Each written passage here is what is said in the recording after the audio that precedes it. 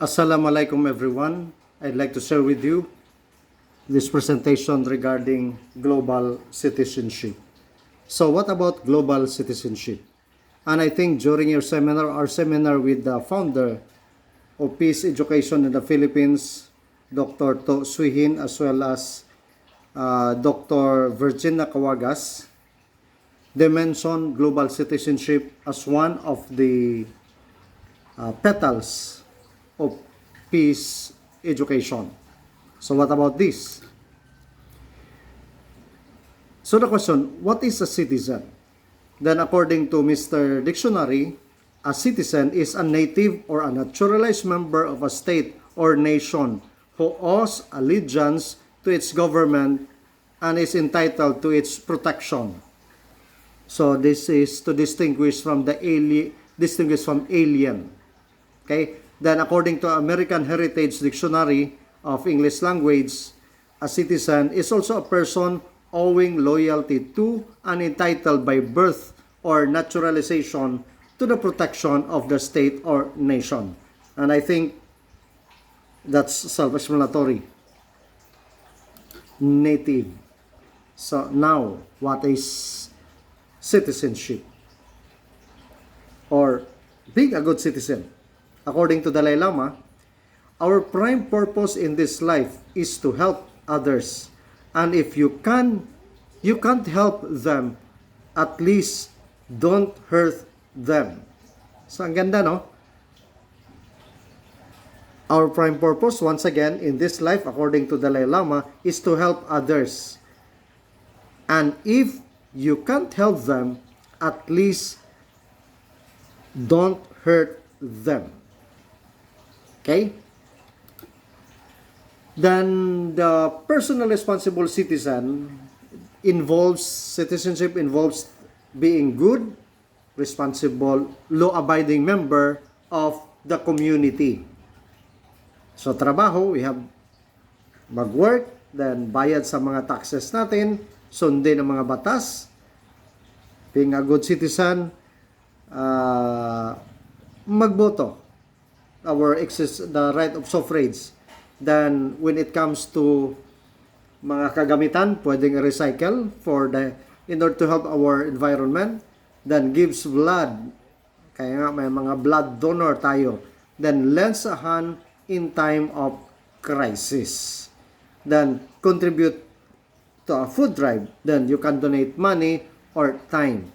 Then what about pag may lalapit sa inyo, sir, ma'am, isang kapatid natin o bata dyan na sa labas, punta tayo sa Jollibee o kahit saan man sa syudad, kumakalabit, hingian ka ng pera or pagkain, anong gagawin mo? Magbigay ka ba because of this? Sabi nga, contributes a food drive, you can donate money or time, but personally, I would like to discourage to give money. Why not give them food? Kaya nga may sinasabi, anong kasabihan na, teach them how, do not give them fish, but you have to teach them how to fish. Kasi ang style nila, gano'n naman. Pero kailangan turuan din natin. Okay? And that's also being a good citizen, a responsible citizen, kasi tinuraan natin sila. Then we have the participatory citizen, a citizenship that involves active participation and leadership in the community to help improve the quality of life for all. Improve the quality of life for all.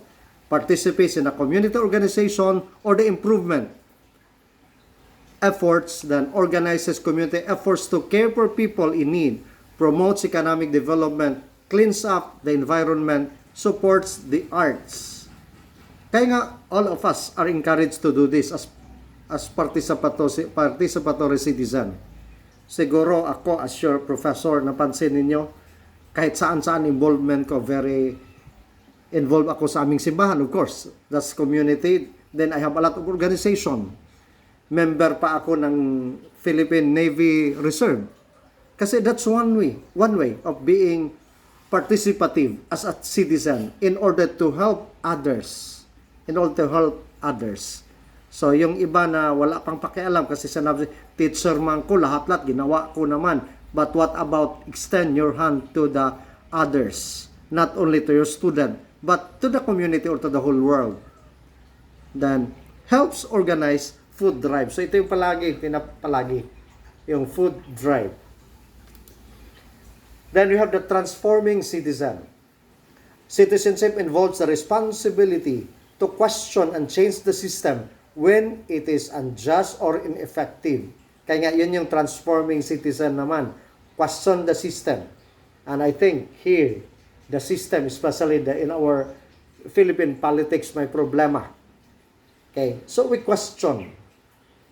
Okay, then critically assesses the social, political, economic structures to see beyond surface causes. Then educates others and forms partnership in the community. Then acts to change areas of injustice through policy and social innovation.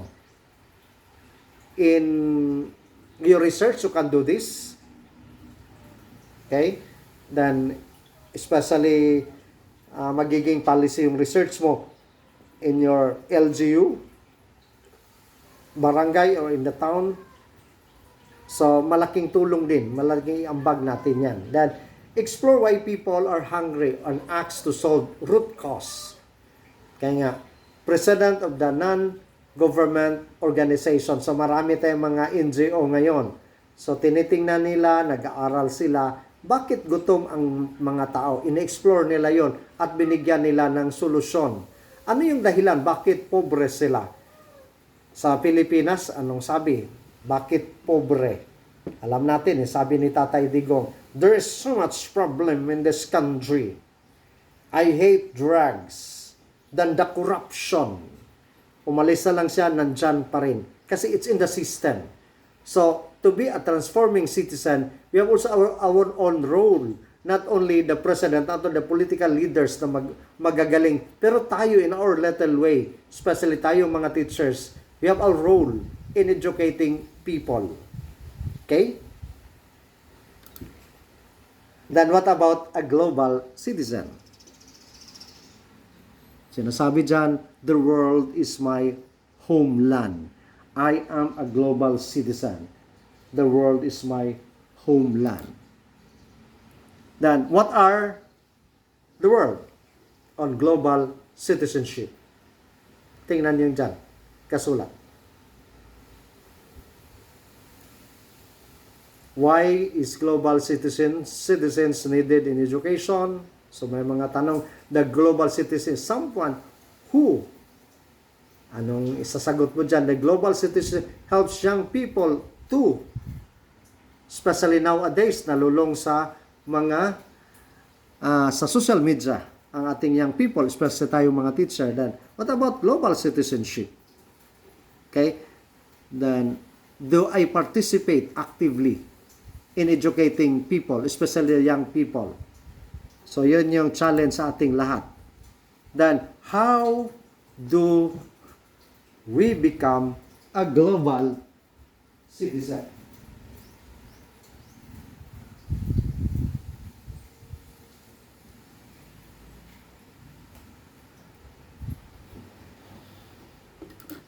How?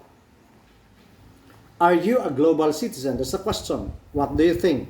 And I think all of us, whether we like it or not, from the lecture of To Suihin and Virginia Kawagas, if you are listening to the lecture, we are all, whether we like it or not, we are global citizens.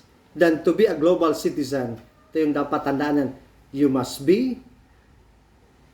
understand that we're born in this world. Kaya global. This world is my homeland. Then protect our country, the world, when called upon to do so. Then a global citizen must stand up and defend against injustices we see. Then a global citizen must understand the interconnectedness. Sabi nga sa awit ni Joey Ayala, ang lahat ng bagay ay magkaugnay, magkaugnay ang lahat. Ang lahat ng bagay ay magkaugnay, magkaugnay ang lahat. That's interconnectedness. Anumang lahi mo, anumang relihiyon mo, anumang kultura mo, we are interconnected. That's a global citizen. Then a global citizen, you must respect and value diversity. Take note, respect and value diversity. We are united as human race, as one people, as created by God. Yet we are diverse because of our culture, because of our race, because of our language. But we are all human. We are united on that, and we are united on one Creator. Okay? Then a global citizen must take action in a meaningful ways. Take action in a meaningful ways. So this is a great challenge to all of us, especially all of us who are professionals. And this presentation, of course, is adapted by the teachunicef.org. Then what about a global citizen? So may dito, may parang a workshop, hindi na lang man natin gagawin kasi recorded ito. But in your face-to-face, halimbawa, especially the teachers, pwede nyong gawin ito sa klase. Groups of 4 with your nearest neighbors. So may estudyante natin, then complete 4 square with your paper. So may mga question dyan. The question is, what is a global citizen? So sasagutin yan sa group of 4. Then, a global citizenship does. Then, a global citizen says. Anong sinasabi then? A global citizen does not. So, yun yung statement na ituloy-tuloy niya yun nila yung mga sagot. Then, right after that, bigyan nyo sila mga 10-15 minutes to answer this. Then, isi-share nila sa buong klase. Bawat grupo ipipresent nila. So, hindi man natin ito magawa, pero anyway, we are all professional. Mga teachers tayo, mga professional tayo, whatever is your profession. Sa mga workshop, pwedeng gawin ito when you talk about global citizenship. Okay. So, yung apat na nasa square dyan, ang unang tanong, a global citizen is, sulat nila, then a global citizen says, sulat nila, then a global citizen does, then a global citizen does not. So, maraming lalabasan na idea, especially to the young people, or to our student. Then, a global citizen is someone who is aware of the wider world. Sabi nga natin, aware of the wider world, all of us are interrelated, all of us are interconnected. Unlike before, kala natin ang layo-layo nila, wala tayong pakialam sa kanila. But nowadays, lahat tayo apektado. Kung anumang nangyayari sa kanila, apektado din tayo. You look at the war. Kala hindi tayo apektado tayo. Because we are interconnected. Kaya nga, that's a global citizen. Someone who is aware of the wider world. So, another take note on this. So, there's a source, the definition of global citizen, application, and characteristic. So, according to Nussbaum, in 1997, may sinasabi siya dyan, the definition of a global citizen. Ang sabi niya is, a citizen whose primary loyalty is to human beings to the world over, and whose national and global and varied groups of loyalties are considered secondary, and a citizen who holds a variety of different views about the priorities should be, but says that however we order our varied loyalties, we should still recognize the worth of human life wherever it occurs, and see ourselves as bound by the common human abilities and problems to people who lie a great distance from us. So this is more on interconnectedness, the definition of Nussbaum. So what about the application of this or characteristic? The recognition, the common value of human life, the importance of empathy, especially importance of empathy, the cultivation of critical distance. Do we empathize, especially yung naggera? or do we criticize the other side? That's the problem now. But empathy, wala kang kinikilingan. Pero sa atin, sa gera, especially now, pulmusin na yung Israel kasi ganito, wala silang land, ganito, ganyan. Tao ka ba? Are you a global citizen? That's the question. Kasi masakit din pakinggan sa social media na may kinikilingan. Dapat a global citizen, kung may inhustisya, magsalita ka. Pwedeng masolusyonan. Hindi naman na talagang kung ganon, mali na lahat yung mga Israelites. Hindi naman ganon. Bakit nagaganon? Kasi may kasaysayan din yan na tayo dapat nating intindihin. Ukraine as well as Russia.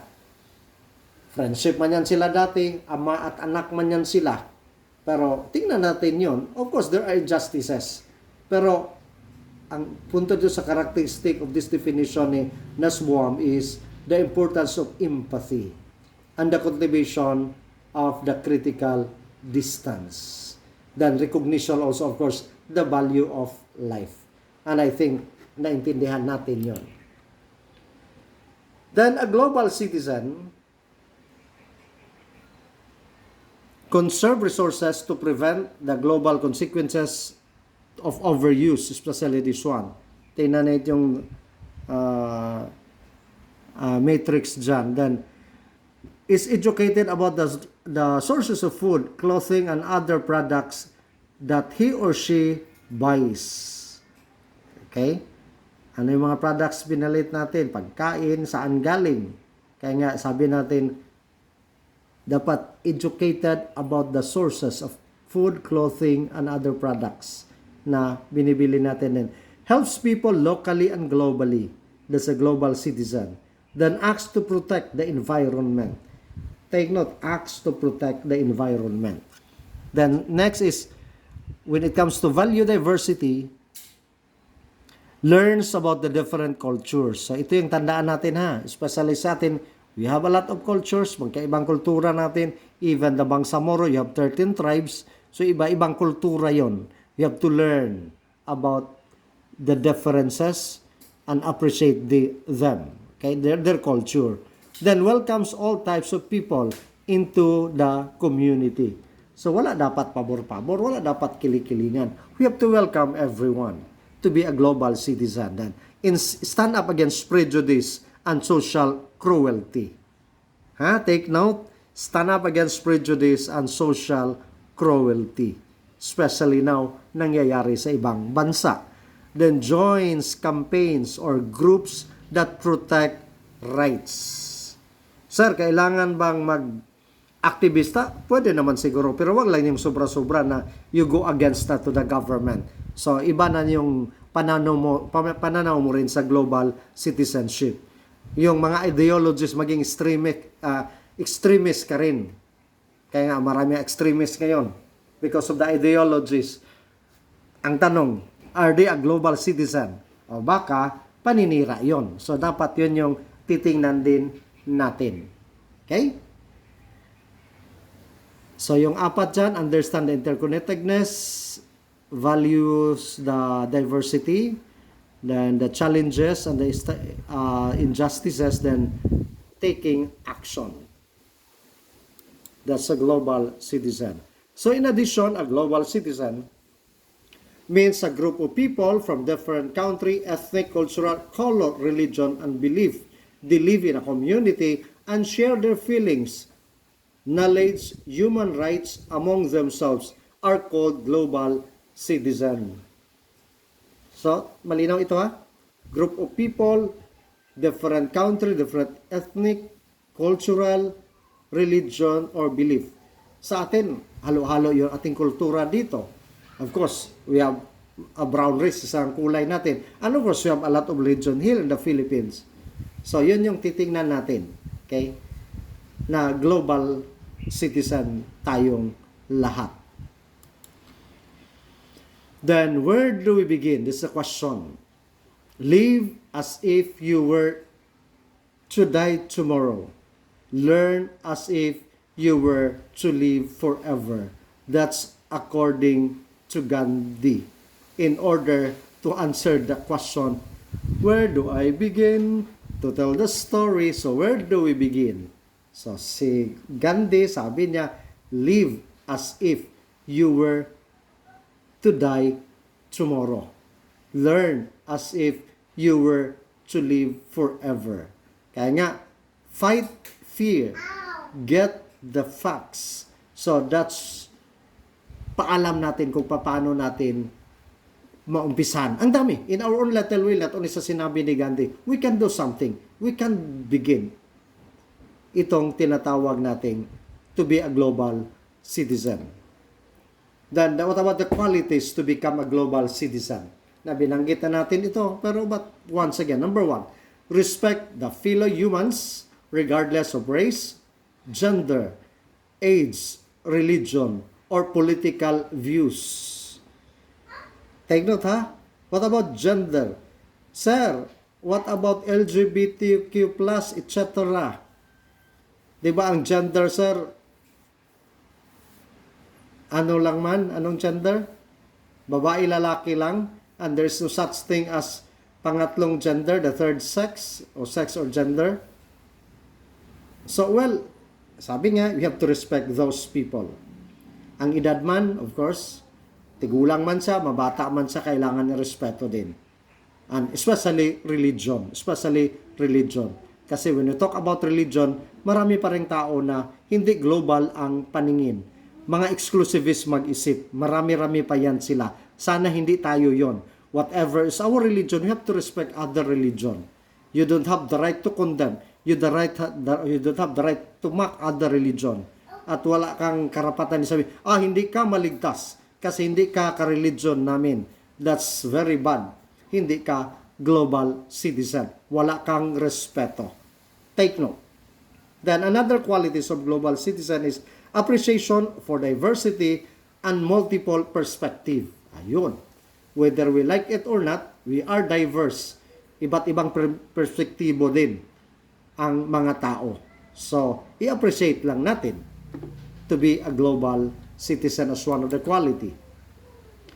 Then in turn, a global citizenship predicted pre-social values of intergroup, empathy, valuing diversity, social justice, environmental sustainability, intergroup helping, and felt responsibility to act for the betterment of the world.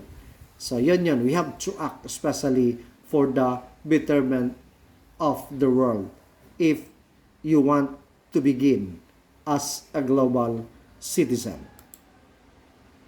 So what about this intergroup empathy? According to the Oxfam 1997 at saka Gul Muhammad in 2008, this is a felt connection and concern for people outside one's in group. Kaya nga intergroup sa iba, outside. So once again, felt connection and concern for people outside one's in group. Then what about valuing diversity and interest in and appreciation for the diverse cultures in the world, according to Dower and Gul Muhammad. Then what about social justice? Alam natin yan.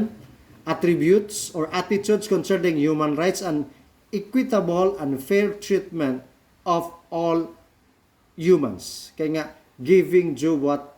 Kaya nga, justice, justisya. You give the due to that person, what is his due? Kaya kasi tao siya. What about environmental sustainability? This is a belief that humans and nature are connected, combined with a felt obligation to protect the natural environment, according to HITER 2000. Protect the natural environment. Humans and nature are connected. Kaya nga now, ang sobrang init ngayon, anong napapansin ninyo? Kinalbo ni tao ang bundok, gumaganti ang kalikasan. So that's why, to be connected with each other, alagaan ang environment, alagaan ang inang kalikasan. That's really a great challenge to all of us. Then intergroup helping. This is the aid to others outside the one's group, and it enacted through behaviors such as donating to charity, volunteering locally, and working with transnational organizations to help others globally. Then next is the responsibility to act and acceptance of a moral duty or obligation to act for betterment of the world. That's also according to Dover in 2002.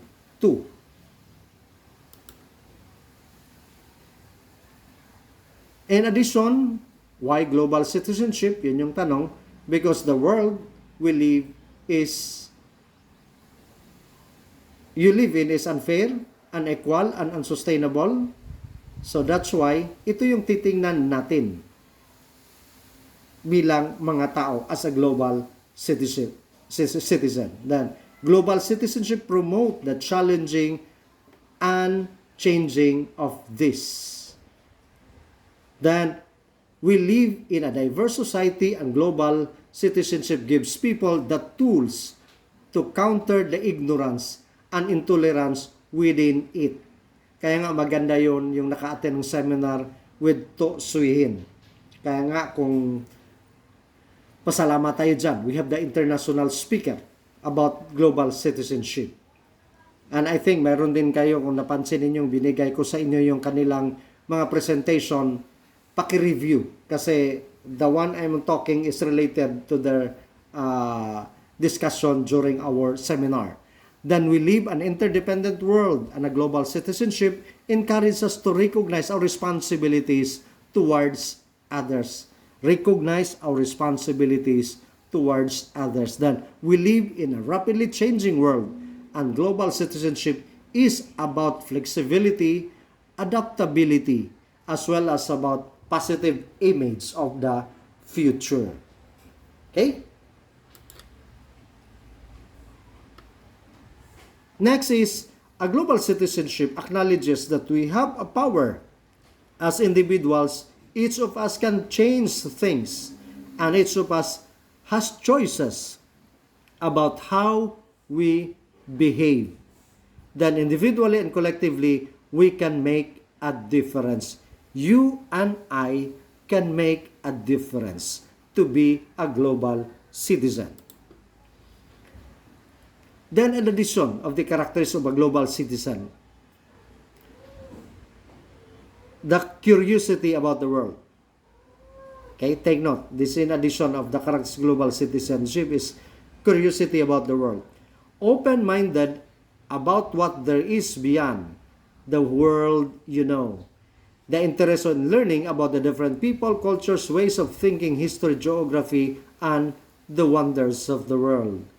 So, kaya nga, yun yung dapat challenge. Hindi lang alam natin pang Pilipinas lang. Dapat ang iba din because of this global citizenship, because of the being a global citizen, dapat alamin natin yung iba. Ibang tao, ibang kultura, ibang pag-iisip, mga kasaysayan niya, kanilang geography, at sa wonders nila. Then, paano gawin ito? Being curious about the world, try new things, learn about new culture, learn a new language, watch international media, take classes that are non-US focused, become or host an exchange student, become a pen pal. Noon, during our time, yung pen pal na yan, usong-usa yan. Ngayon, texting, wala namang problema, pero marami ding mga scammer, marami ding mga bogus. That's really the problem now. Okay, especially with this media, the social media. Pero maaaring gawin natin yan in order to know the other world. Kaya to be curious, ito yung dapat gawin natin. Try new things. Kaya nga, tigulang naman ako, pero in trying new things, of course, I have to learn how to use also the instrument, especially the social media. Kasi pag mag-behind ako, so am I a global citizen?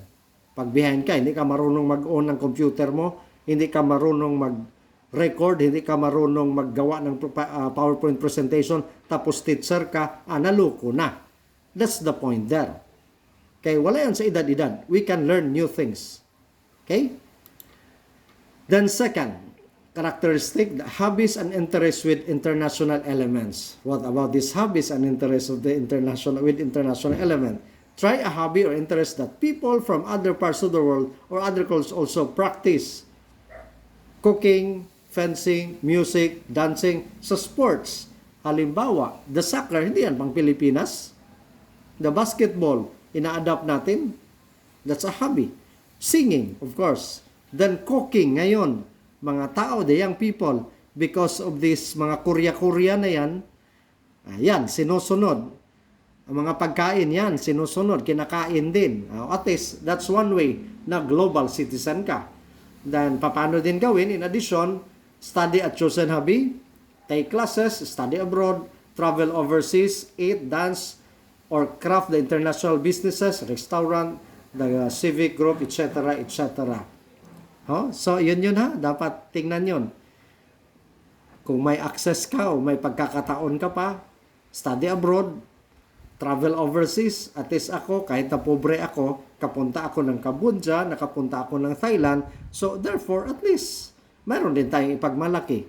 Ganito pala ang mga tao doon. Pare-pareho pala tayo. Ang pagmumukha natin hindi nagbabago. Kasi hindi ko nakapunta, hindi ko masabi yun.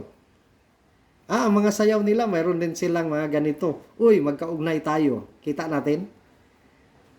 Okay. Next characteristic, number 3. Awareness of global issues. Have an interest for issues and problems in other parts of the world and take action to be involved in them. Makastress man yung gera, why not? Alamin mo yung mga issues. Alamin mo yung problema sa kanya. Baka may magawa ka din na solusyon. Ano magawa natin sa gera, sir? Sa atin, especially this intellectual discussion in the classroom, so yun na yung makontribute natin na you have to be aware. Not only to be aware, kung may maitulong tayo, financial, of course, the prayer, malaking tulong yan. Okay? Especially the global issues. Then how? Get information from the multiple international media sources. BBC, the international publication, international researches, etc., etc. So, CNN, so ang dami-dami, mga international sources of media. Then, write about international issues. Educate others on them. Travel, get involved in an international issues. So, malaking hamon ito. Okay? To be a global citizen. And to be aware of the global issues. Yun yung dapat gawin. Next, number 4. International network of contacts. Have a new network of contacts with international experience and build upon the network throughout their lives. Paano gawin? Make and maintain friendship with people from other countries or people who are interested in international issues. Have a variety of friends from different ethnicities, cultures, religions. Then the job shadow, the intern, the study abroad. So maaring gawin yon yung international network. Kaya nga tayo sa ating pamantasan, mayroon tayong Office of the International Relations para magkaroon tayo ng mga connection in the other countries. So tayo in our own little way. Kaya nga, kung may pagkakataon ka, gawin mo itong paano gawin to have an international network. Kaya nga ako, as yung napagpunta ko sa Cambodia, mga friend ko doon na mga Hmong, hanggang ngayon, friend pa rin kami. May communication pa rin kami. Nangumustahan pa rin kami. Okay? The number 5, involvement and contribution to the global causes. Be aware of and donate time, money, and other resources to a global cause with the intent to help fix or change a global situation. Paano? Find a cause that you can connect with other research how to get involved. Like this one, the UNICEF, the CARE, the Operation Smile, Relay for Life, Make-A-Wish, WA. So ito yung mga international organization na pwede kang maki-join, pwede kang mag-involve, i-involve mong sarili mo. Okay? Then, language proficiency. That's another thing to be a global citizen, another characteristic. No other language, so you can travel and work internationally. You can understand a culture and its people better and give you a competitive advantage. When I was still a missionary, I was supposed to be sent to Papua New Guinea as a missionary brother. So ang ginawa namin, pinag-aralan namin lingwahe nila, ang kultura nila at everything. At doon ko nalaman ang Papua New Guinea, English sila pero Fijian English. So naiba sa American English, Filipino English, or the British English, naiba sila. Hamamas Christmas Longyo. Kung sa atin yon sa English, Merry Christmas to you. May belong nyo. Mama Tom, let's eat. So the Mama Tom, we have also here sa ating mga kapatid na mga tituray. Sa kanila, that's part of their language, sa Fijian, Mama Tom, let's eat. Kain tayo. Kita mo yung the similarity. So mas maganda pag may alam ka. Dito nga lang sa atin, pag ako isang Cebuano, matawa man ako konti Magmaguindanawon, at least, uy, matawa ka sir Magmaguindanao, mapiya si his brother. Mga tipong ganon. Kasi that's one way.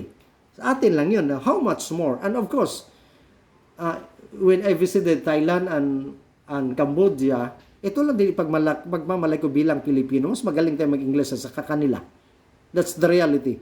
Other Asian countries, tayo yung pinakamagaling. Or even to the international arena, to the European people, ang Pinoy ay magaling tayo mag-English.